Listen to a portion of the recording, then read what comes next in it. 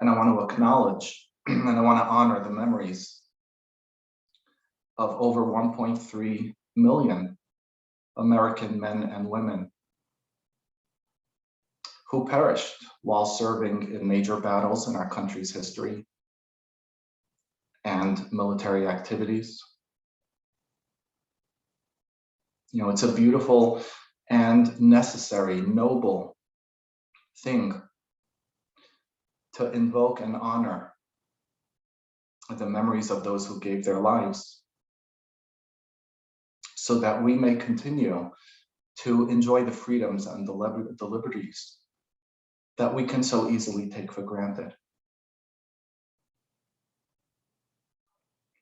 Especially honoring the memories of those who may be our own ancestors, relatives, or loved ones.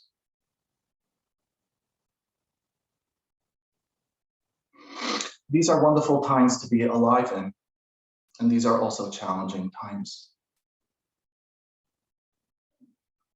I've heard countless times in the meditation and mindfulness community, people say the phrase, you know, this world on fire. I've used that phrase countless times myself. And because this descriptive often resonates for us, we see and we hear so much. We're exposed to, we're barraged with so much news from far and near that can at times seem to threaten to rip our tender and caring hearts to pieces.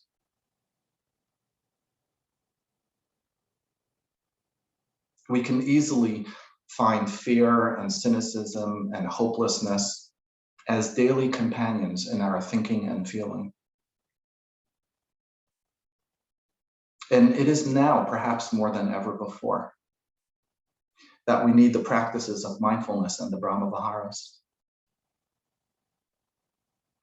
These practices serve to ground and anchor and orient us in a fundamental way within our experiences of existence and life.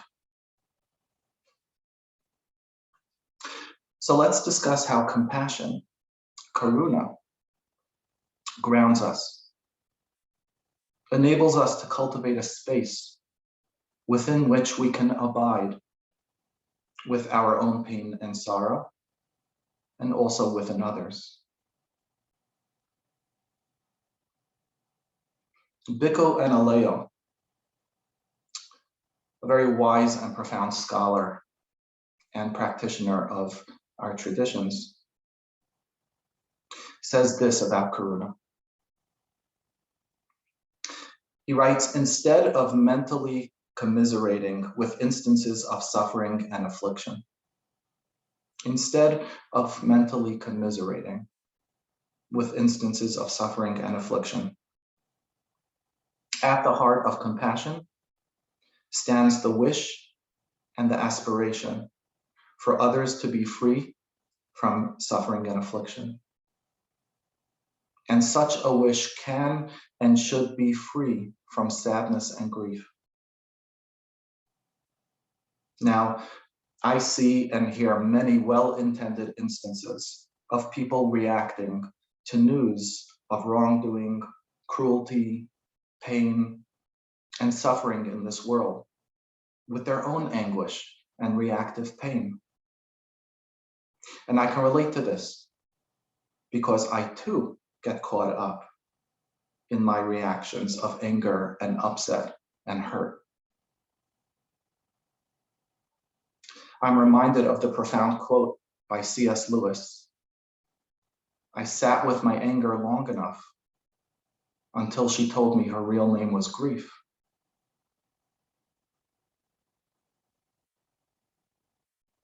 And the thing about grief is that grief isn't just about the experience of losing a loved one. We can also experience grief when the world around us has changed, or when at least we perceive that our world has changed, and that what used to be is possibly never to be here again.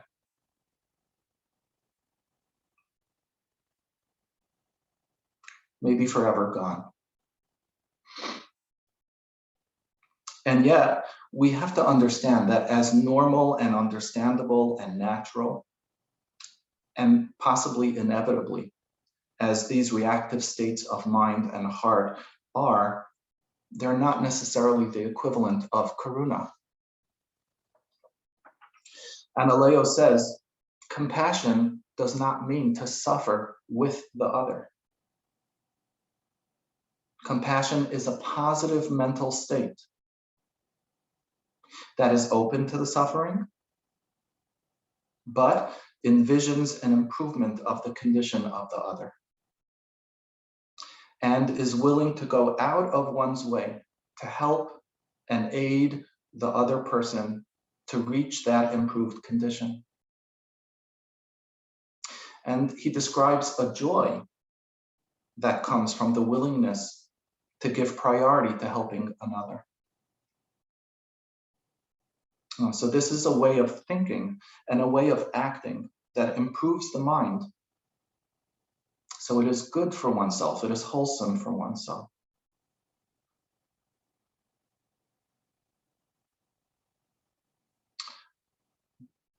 B. Alan Wallace, another meditation teacher, writes beautifully about this teaching also.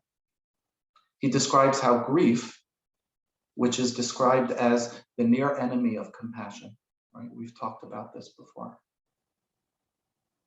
is not malevolent, it's not evil. Like I said, it's almost like natural that we have these reactivities. But it is a mental burden. This type of grief that he's describing is the sort of heavy pain and sadness that sticks around, like a depression or despair. Sadness itself is more fleeting, right? It arises in response to the experience of sorrow and pain, but it also departs. It can come, but it also goes.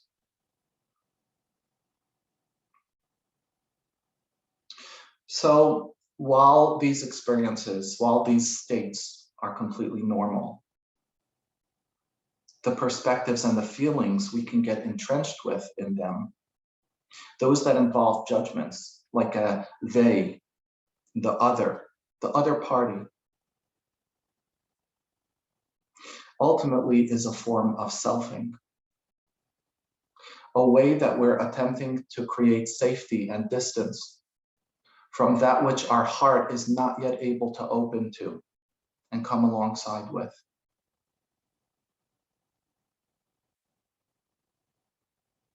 So how do we stay on track? How do we cultivate a wholesome mind and heart of karuna and metta and the other Brahma Viharas, and not unintentionally reinforce unwholesome states of mind and heart? So I want to share with you a beautiful poem by Mary Oliver entitled Heavy. Yeah, so sit back and allow the words to just be received in the ears and in the heart.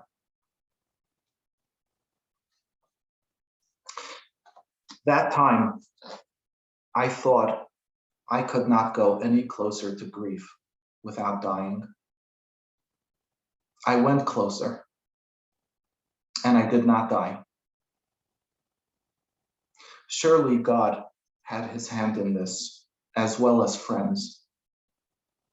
Still, I was bent, and my laughter, as the poet said, was nowhere to be found. Then said my friend Daniel, brave even among lions, it's not the weight you carry, but how you carry it.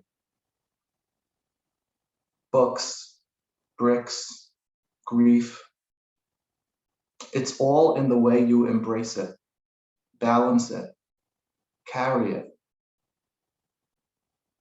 When you cannot and would not, put it down. So I went practicing. Have you noticed? Have you heard the laughter that comes now and again out of my startled mouth?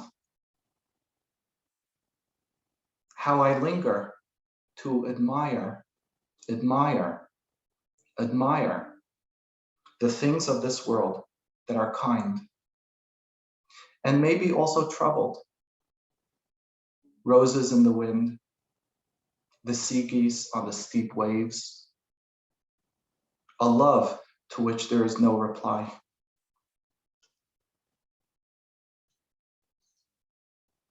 So she says, it's not the weight you carry, but how you carry it. The books, the bricks, the grief. It's all in the way we embrace and balance and carry it. And these words of the poem had reminded me of a story I'd read about the Dalai Lama, in which he was recounting a memory that he'd had years before about a group of fellow Tibetan refugees who shared with him some of the atrocities and horrors that they experienced during the Chinese initial occupation of their home country. And they were weeping while they were sharing their pain. And the Dalai Lama said, as he shared this memory, I listened to them and I wound up weeping along with them. And there we were, just sitting and crying together. And as he's sharing this story, he's chuckling at the memory. But what was funny? Nothing was funny. He wasn't laughing at a memory that wasn't really funny. But as he shared this, he also wasn't in the memory. He remained firmly grounded and anchored in his present moment. He was able to be present in his experience. Sadness was met with his open and caring heart. Pain was met with his open and caring heart. And when those moments had passed, his open and caring heart met the next moment as it was. In the future, we'll talk more about the fourth and very important quality of the Brahma Viharas, that of upekkha, equanimity, where our presence is balanced with the amount of closeness and the amount of distance that is called for. So we balance. And the practice of karuna, the practice of compassion, is balanced with the practices of mindfulness and metta.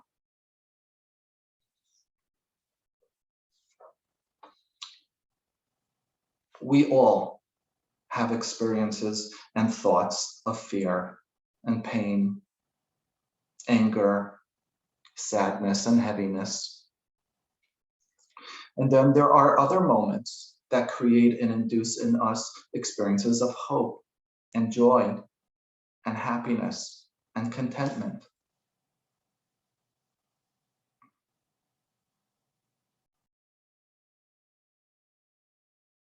And when we find that sadness is becoming a heavy burden, we turn to our mindfulness and we turn to our metta as a way of grounding and anchoring the compassion.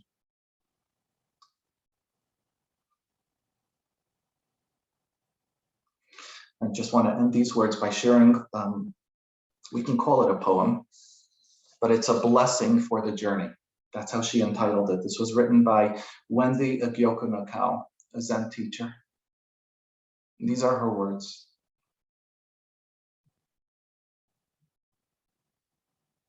Let us vow to bear witness to the wholeness of life, realizing the completeness of each and everything, embracing our differences. I shall know myself as you, and you as myself. May we serve each other for all our days, here, there, and everywhere. Let us vow to open ourselves to the abundance of life. Freely giving and receiving, I shall care for you, for the trees and stars, as treasures of my very own. May we be grateful for all our days, here, there, and everywhere. Let us vow to forgive all hurt caused by ourselves and others, and to never condone hurtful ways. Being responsible for my actions, I shall free myself and you. Will you free me too? May we be kind for all our days, here, there, and everywhere. Let us vow to remember that all that appears will disappear.